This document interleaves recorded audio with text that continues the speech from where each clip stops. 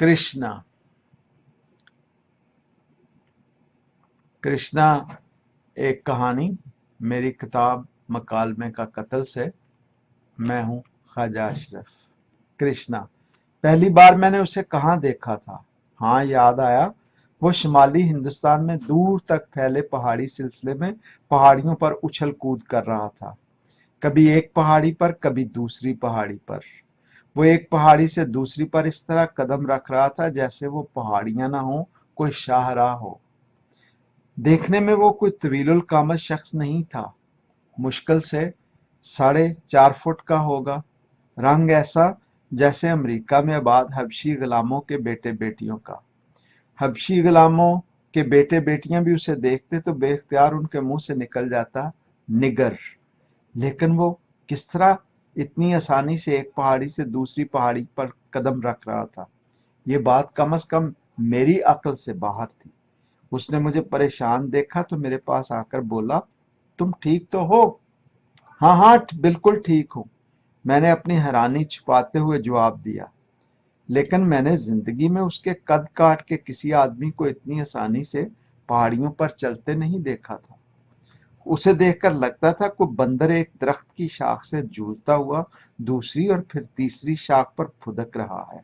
सिर्फ ये नहीं कि उसका कद छोटा और रंग काला स्याह था, बल्कि वो देखने में भी बहुत दुबला पतला दिखाई देता था। इसके बावजूद बड़े बड़े कदम उठाने के अलावा उसमें कोई गैर मामूली बात नहीं थी। लेकिन कृष्णा बहरहाल एक मामूली इंसान नहीं था, वो खुदा था, और खुदा मामूली इंसान नहीं हो सकते। उनकी गैर मामूली सलाहियतें ही उन्हें आम इंसानों से मुमय्यज करती। उसने मुझे सोचों में गुम देखा तो कहने लगा, मैं जानता हूं तुम क्या सोच रहे हो।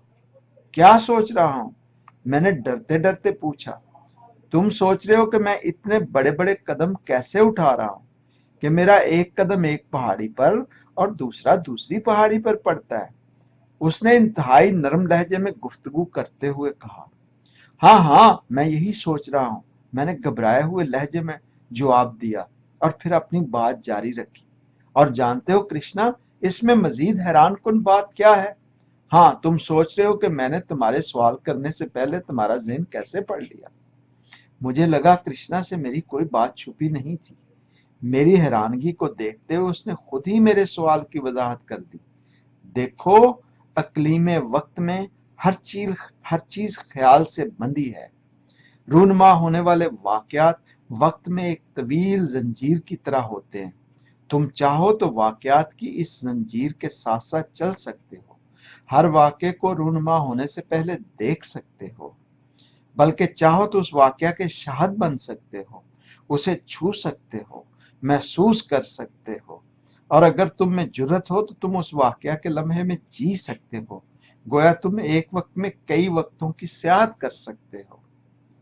उसने इतना कहा और फिर रुक गया। मुझे लगा वो मेरे ख्यालात पढ़ने की कोशिश कर रहा है। फिर कहने लगा, चलो छोड़ो इन बातों को।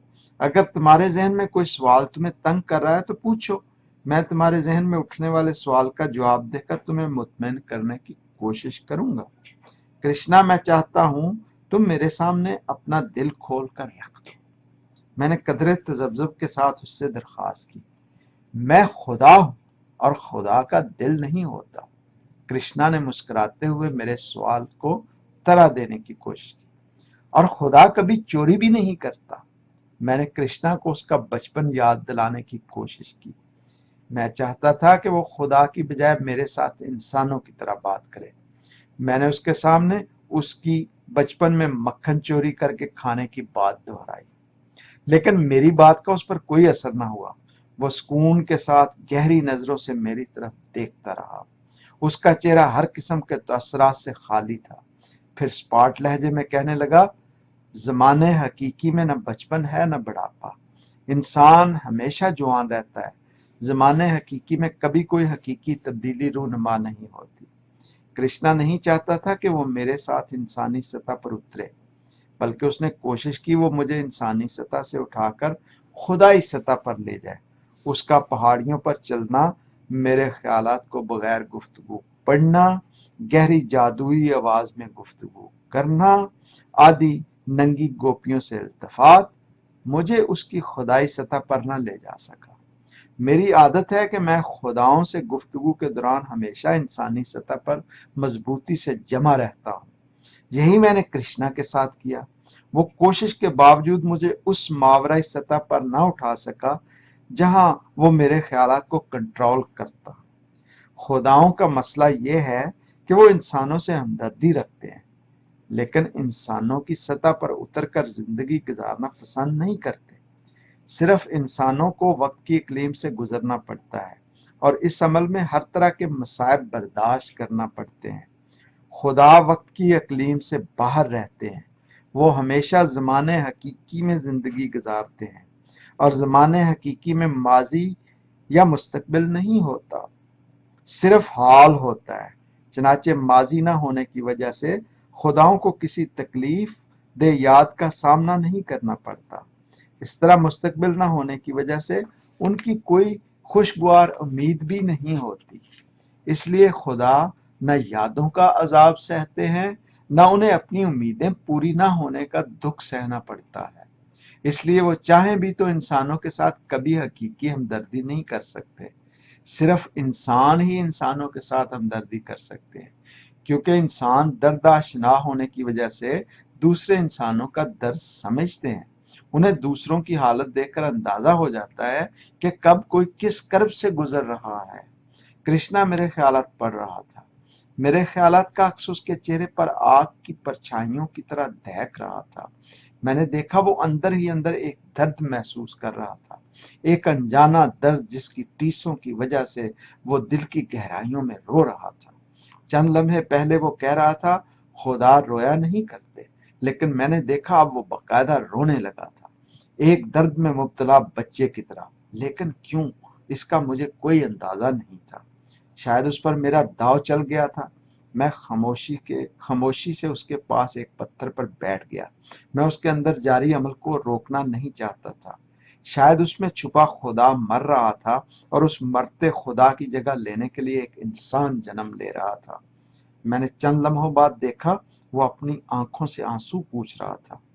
مجھے لگا وہ خداؤں کی دنیا سے نکل کر نیچے انسانوں کی حقیقی دنیا میں چلا آیا تھا، ایک ایسی دنیا جس میں انسان پیدا ہوتے، جیتے، طرح طرح کے درد سہتے اور مر جاتے۔ کیا ہوا کرشنا؟ میں نے اس سے پوچھا۔ پھر اس کے جواب کا انتظار کیے بغیر میں نے ایک اور سوال اس کی طرف اچھال دیا۔ کرشنا، بولو بولو، تمہاری اصل کہانی کیا ہے؟ میری کہانی کچھ نہیں۔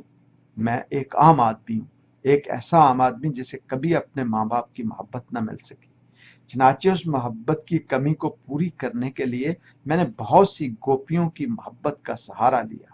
میں ایک گوپی سے دوسری گوپی کے پاس گیا۔ میں ان میں سے ہر ایک میں اپنی ماں ڈھونڈتا رہا۔ جانتے ہو، جب آدمی ایک عورت سے دوسری اور دوسری سے تیسری عورت کے پاس جاتا ہے، وہ ان میں اپنی ماں ڈھونڈنے کی کوشش کرتا ہے۔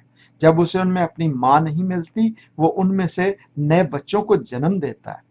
یہ سلسلہ اس کی زندگی اور ان عورتوں سے نئے پیدا ہونے والے بچوں کی زندگیوں میں چلتا رہتا ہے۔ اسی کو دوبارہ جنم لینا کہا جاتا ہے۔ دوبارہ جنم؟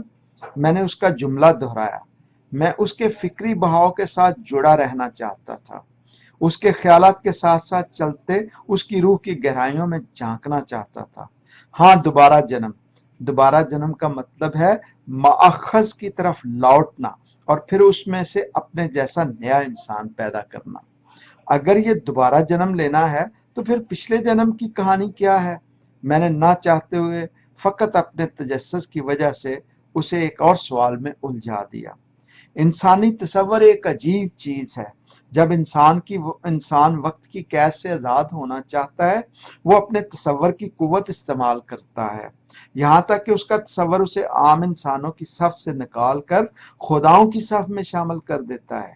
اس کے علاوہ خداؤں کا کوئی وجود نہیں ہوتا۔ خدا وہ انسان ہیں جو وقت کی حدود سے نکل چکے ہیں۔ جیسے ہی وہ زمینی وقت کی حدوں سے نکل کر زمانے حقیقی کی حدوں میں داخل ہوتے ہیں، وہ خدا بن جاتے ہیں۔ اس طرح انہیں ایک خاص قوت حاصل ہو جاتی ہے جس سے وہ عام انسانوں کے خیالات سے چھیڑ چھاڑ کرنے لگتے ہیں۔ وہ ان کے خیالات کے ذریعے ان کی قسمتوں پر قابض ہو جاتے ہیں۔ इस तरह वो उनके जहनों में मुस्तकिल सुकूनत इख्तियार कर लेते हैं। इस दुखों भरी जिंदगी में आम इंसानों को भी उन खुदाओं के साथ वाबस्ता होना अच्छा लगता है। वो इस वाबस्तगी के इजहार के लिए तरह तरह की रस्में बना लेते हैं। वो जितना उन रस्मों की तकरार करते हैं, वो अपने ख्यालात में अपने खुदाओं के करीब तर होते चले जाते हैं। कृष्णा, अब तुम बोलने लगे हो, अब तुम अपने राज मुझ पर अफशा करने लगे हो। मैंने मुस्कुराते हुए उसकी हौसला अफजाई की। मुझे लगा वो खुदाओं की दुनिया से निकलकर इंसानों की दुनिया में दाखिल हो रहा था। मैंने लोहा गर्म देखा तो एक नए सवाल से उस पर एक और चोट लगाई। कृष्णा, तुम अपनी माँ का जिक्र करते हुए रो क्यों रहे थे? मेरे इस सवाल से कृष्णा तकरीबन सिसकने लगा। मेरी माँ, गरीब और मजबूर माँ, हमेशा मेरे लाशऊर में मौजूद रही। खुदा बनने के बाद भी मैं कभी खुद को उसके तस्वर से आजाद न करा सका। उसने अपनी जिंदगी में बहुत दुख उठाए थे। मैं जब भी उसके दुखों के बारे में सोचता हूँ, मेरा दिल खून के आंसू रोने लगता है। औरत इस दुनिया में मजलूम तरीन हस्ती है। वो मुआशी और सियासी तौर पर कितनी भी ताकतवर क्यों ना हो जाए, वो मजलूम ही रहती है। उसकी मजबूरियां और दुख कभी खत्म नहीं होते। बाज औकात वक्ती ताकत से वो अपने अंदर मुतमिन हो जाती है, लेकिन वक्त के साथ उसकी मजलूमियत वापस लौट आती है। मेरी माँ भी आम औरतों की तरह थी। उसने भी अपनी जिंदगी में बहुत दुख उठाए थे। कोई बाइज्जत इंसान वैसी जिंदगी नहीं गुजारना चाहेगा जैसी मेरी माँ ने गुजारी थी। अपनी माँ के दुखों का जिक्र करते हुए वो फिर बच्चों की तरह बिलख बिलख कर रोने लगा। मैंने उसे इस तरह टूट कर रोते देखा तो मैं उसे पहाड़ के नीचे तन्हा छोड़कर चल दिया। मुझे लगा अब कृष्णा खुदा नहीं बल्कि एक आम आदमी था, एक ऐसा आम आदमी जिसके दिल का दर्द आंसू बनकर उसकी आंखों से बह रहा था। तो ये थी आज की कहानी। शुक्रिया साहब।